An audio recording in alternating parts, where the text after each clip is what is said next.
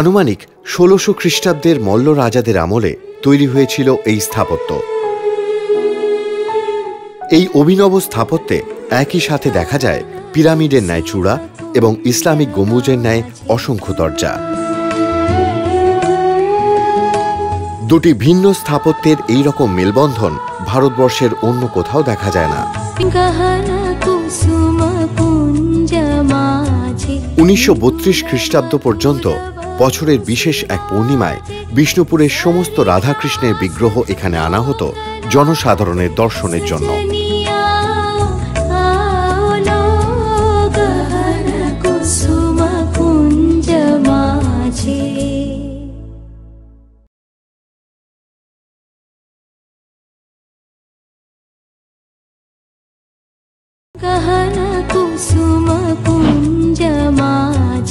মৃদুল মধুর বংশী বাজে বিসরি ত্রাস